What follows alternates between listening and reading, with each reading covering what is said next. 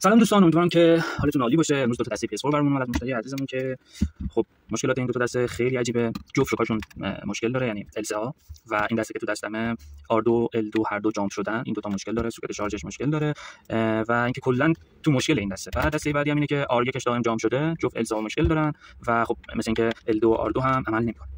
معمولا واسه حل این جور مشکلات که حالا چند تا نقطه با هم دیگه دچار مشکل میشن، با حل کردن یک کدوم از اون مشکل‌ها، یعنی اگر بتونیم لیات یا زغال دسته رو عوض کنیم و اون مشکلی که مثل R2 و L2 این دسته جامپ شده رو حل کنیم، ممکنه خطایی که LCA ها دارن هم برطرف بشه. حالا باز همش احتماله، باید همه چی رو دونه بدونه تست کنیم. بذارید با این دسته شروع کنیم ببینیم که چه خبره.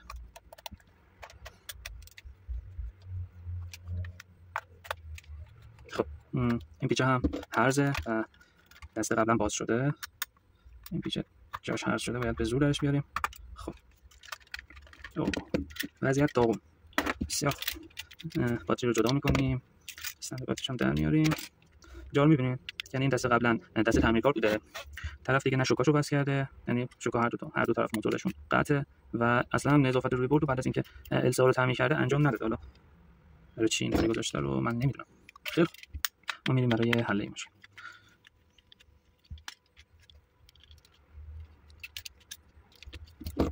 خیلی خب، همونطور که گفتم این دسته مشکل خیلی زیادی داشت. دو تا LCA جفتشون مشکل دارن که من اول ترجیح میدم مشکل لیات و زغال رو حل کنم، چون معمولا اینا که خطا بزنن خود دسته قاطی میکنه و LCA هم خطا میزنه.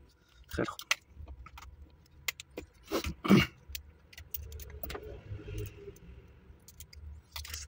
لیات این دسته از نظر ظاهری به نظر سالم میاد. من اول سعی میکنم که اسفنج بذارم دسته رو تست کنم، اگه همچنان مشکل داشت لیاتش هم عوض کنم. تو ظاهر لیاتش سالمه خیلی. بسیار این رو هم نباید در میار بودم اول.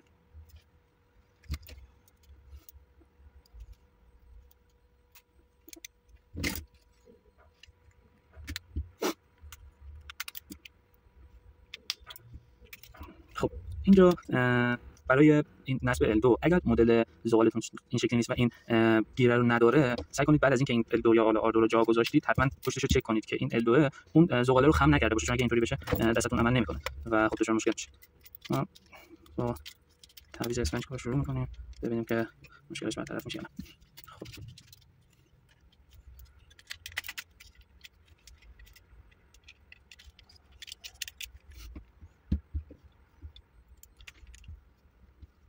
خب این دسته سوکت شارژش هم مشکل داشت که به درستی کانکت نمیشه تن سیستم. و راجع به سوکت شارژ نکته بهتون بگم، روی دسته ما رو تمام دسته‌هایی که اورجینال باشن، دسته‌های هایگوبی و فیک اینطوری نیستن، اما رو دسته‌های اورجینال یک کدی داریم نوشته اینجا. حالا شما اگه ببینید نوشته JDM 040.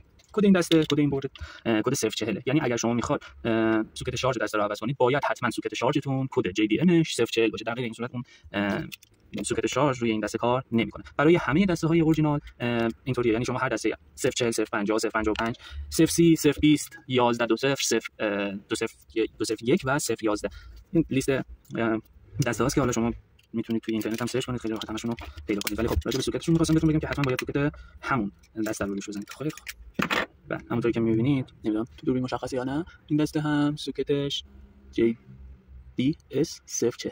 حالا من این رو عوض میکنم، 040 نو برمیدارم، اینم JDS 040. خیلی خوب،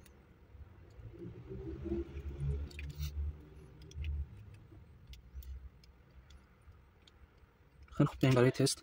بذارید متصلش کنم به سیستم ببینم که چه خطایی داره، بشینیم پای حلش. بله، تمام مشکلات همون حرکت. خب همونطور که گفتم مشکل LCA و حالا مشکلات جامپ دائمی که اینا داشتن فقط با تعویض یک اسفنج کوچیک. حالا سوکت شارژش که اصلا یک بخش دیگه بود، ولی خب به طور کلی مشکل این دسته فقط با تعویض یک اسفنج، یعنی شاید هزینه این کار به 5000 تومان هم نرسه، اما خب دستمزدی که الان بابت این کار دریافت میشه با سوکت شارژ دور و بر 250 تا 300000 تومان. هزینه حل اون مشکل میگم شاید به 5000 تومان هم نرسیده باشه و حالا سوکت شارژ شاید شما اگه خیلی گرون اینو بخرید 30000 تومان باشه، یعنی جمعاً شما با هزینه زیر 50000 تومان یک دسته رو تامین می‌کنی و خب دستمزد نسبتاً زیادی هم بابت این کار دریافت می‌کنید. خیلی حالا ما یه حالی هم به مشتری بدیم و موتورایی که از قبل قطع بود رو وصل کنیم و راجع به موتورها بارها گفتم، بازم میگم زمانی که میخواید موتورها رو به برد لحیم کنید سعی کنید حتما جهت موتور رو مخالف هم دیگه لحیم کنید. یعنی اگر مثبت این موتور رو به جای بالا زدید، مثبت این موتور رو به سمت پایین اتصال بدید. دلیلش هم گفتم توی پست‌های قبلی، به خاطر اینه که موتور خوب بتونه لرزش رو به دست اعمال کنه.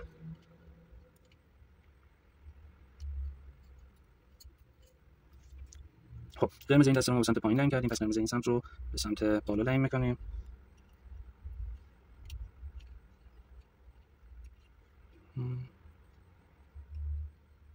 خیلی خوب.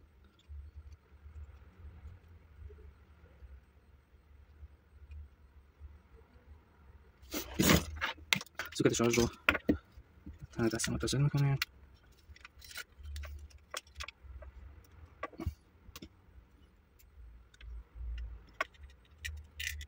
بابا سعی کنید از یه چارسویی که نوکش خاصیت مغناطیسی داره استفاده کنید. این چارسوی من دیگه خاصیت مغناطیسیش از دست داده، منم با خودم تنبلی کردم دوباره شارژش نکردم که کارم راحت تر باشه.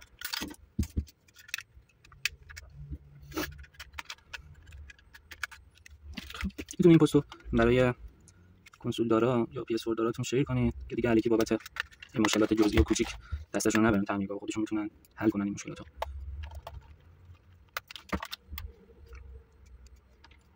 من احتمال میدم که دسته دوم مشکلش همین طور باشه. حالا باز بشه ببینیم شاید چیز دیگه خراب باشه، اما به احتمال 90% دسته دوم هم همین مشکل داره.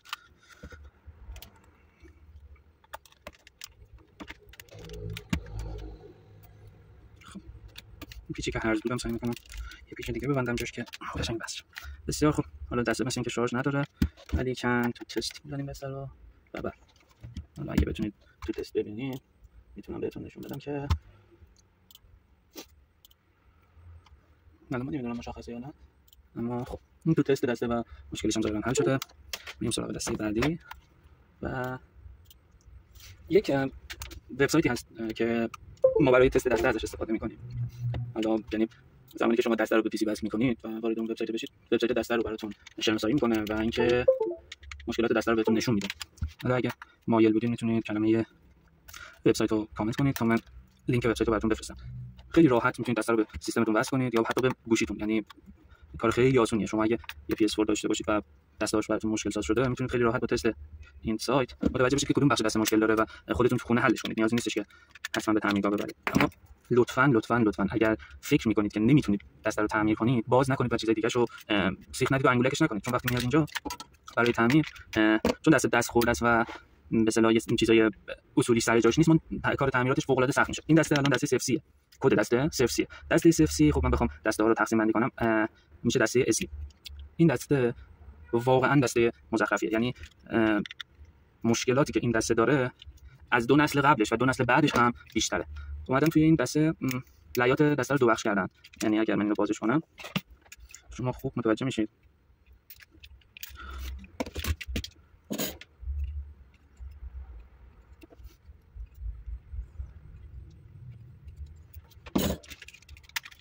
ببینید لیات این دسته دو بخش داره. زمانی که اینو جدا کنید هم از روی دسته میتونید ببینید این دو بخش همین که این به دو قسمت تقسیم شده روی برد مشکل ساز میشه، چون شما یک طرف برد رو با پیچ صفر می‌کنید و طرف دیگه‌اش این اتصال با اتصال لیات درست برقرار نمیشه، باعث میشه که دسته دائم خطا بزنه و خرابیش فوق العاده بالا. سعی کنید اگر دارید دسته میگیرید از این دسته یعنی کد CFC کلا دوری کنید. اصلا ترسناک این دسته. من برم ببینم. خیلی خوب. مشکل این دسته کلید شدن دائم R1 بوده. من می‌بینم که این لیاتش فوق العاده کثیفه. سعی می‌کنم لیات اول عوض کنم و ببینید اینجا خود مشتری اومده و یه سری چسب و کاغذ و این چیزا جای اسفنج گذاشته که خواسته همون کاری که ما می‌کنیم انجام بده، اما با این چیزا هیچ وقت شما نمیتونید این دسته رو تعمیر کنید. شاید کاغذ بذارید و برای یک ماه دسته درست کار کنه، اما دائم بعد از این اتفاق خراب میشه. بهترین متریالی که برای این چیزا وجود داره همین چسبای دو طرف است، چون خاصیت اسفنجی داره، خاصیتش از دست نمیده به این زودی‌ها و شبیه ترین متریالی که به خود اسفنج دست نزدیکه. پس سعی کنید از همین چسبا استفاده کنید. این چیزای کاغذی رو بریزید دور، اینا هیچ خاصیتی برای دسته شما ندارن و شاید کارتون رو واسه چند روزی راه بندازن، اما سریع بعدش دچار مشکل میشه. خیلی خوب. این لیات CFC رو جدا می‌کنیم. این لیات نو می‌ذاریم تنش.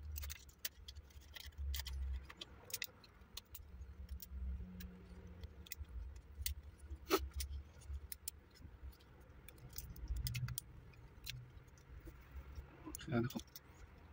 ببینید من فقط لایت یک سمت رو عوض کردم، اون سمت مشکل نداشت، اما ممکنه زمانی که این لایت رو عوض کردم حالا می‌خوایم بریم برای تست دسته، اون سمتش هم مشکل دار بشه، چون دسته واقعا اصلا غیر قابل پیش بینیه.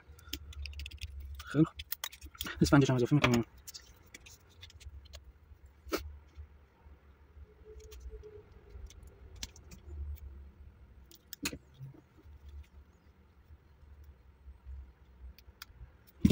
اندازش خیلی بزرگ شده، کم کوچیک‌تره. خب این سمت اسفنجش هم وصل شده.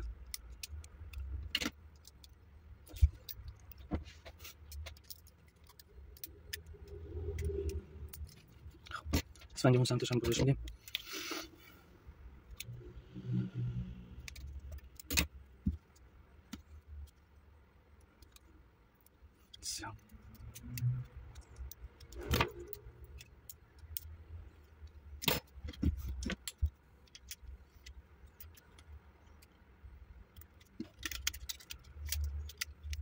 خیلی خوب، قبل از اینکه دوباره کامل دسته رو جمعش کنیم باید حتما تستش کنیم. این دستم سوکت شارژش مشکل داشته، این رو هم عوض میکنیم. نه تا روبانش هم مشکل داره، روبان له شده است. خیلی خوب، اینم بورد CFC و روبان 12 پین. بچه‌ها روبان این دسته های تقریبا میشه گفت از 0-11 به بعد 12 پین، اما دسته های قبلیشون روباناشون 14 پینه و اینکه حواستون باشه اگر خواستید خرید بزنید حتما تو لیستتون جز 12 پین 14 پین هم خرید بزنید. بسیار خوب، این دیگه خیلی خوب. این چارچه من متاسفانه خاصیت مغناطیسیش از دست داده، من یه آن رو میزنم تنش راحت‌تر بتونم کار کنم دیگه. پدرم در به همین سادگی بهشون خودمون رو عذاب میدادیم فقط. خیلی خوب، بله این طرف دست رو هم فیکس میکنم. خیلی خوب،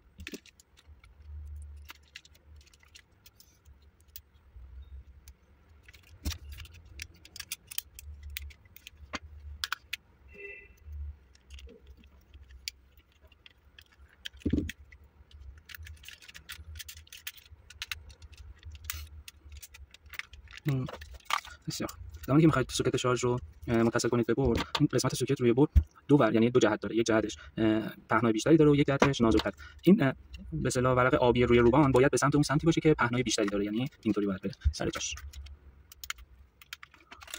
اینا خیلی نکات به ظاهر ساده‌ای هستن ولی خب بارها شده دسته‌ای اومده اینجا که مشتری حالا خودش باز کرده بود و زمانی که می‌خواست ببنده این روبان رو برعکس می‌ذاشتن تو جاشون و میگفتن که دستمون روشن نمیشه و فکر می‌کردن که دسته کامل نابود شده. می‌آوردن اینجا می‌بینید بله فقط روبانشون برعکس بوده، اینم شارژ نداره. می‌زنیم تن سیستم و همونطور که اون دسته رو بهتون نشون دادم اونم بهتون نشون میدم. خب همونطور که می‌بینید این دسته هم شناسایی شده و می‌ریم برای تستش. خب مشکل اوف بودن R1 حل شده و مشکلات دیگه‌ش هم برطرف شده، اما شوکاش همچنان یعنی L3 همچنان کمی مشکل داره. بسیار خوب، چون هزینه تعویض این دو تا تقریبا حدود 500,000 تومانه و این دسته تا همینجاش یه سوکت داشته و یک لیات که تقریبا 300,000 تومان هزینه شده و اگر بخوام این دو تا رو تعمیر کنم تقریبا 500,000 تومان به اون هزینه که تا الان گرفته اضافه میشه. بخاطر همین باید قبل از اینکه این کارو انجام بدم با مشتری بابتش هماهنگ کنم. پس ما این دسته رو هم فعلا حل شده در نظر میگیریم و همونطور که اون دسته کارش انجام دادیم کار این دسته رو هم انجام میدیم و تمام. امیدوارم که این ویدیوها به درتون بخوره. دوست داشتید لایک کنید، شیر کنید، برای رفیقای پی اس بازتون بفرستید. خوشحال میشم اگه نظری دارید راجع به ویدیوها بهم بگید، اینکه چطوری ویدیو بگیرم یا راجع به چه موضوعاتی بیشتر توضیح بدم. اگر نظری دارید لطفا بهم بگید، خوشحال میشم نظراتتون بشنوم. خدا نگهدار، به امید دیدار.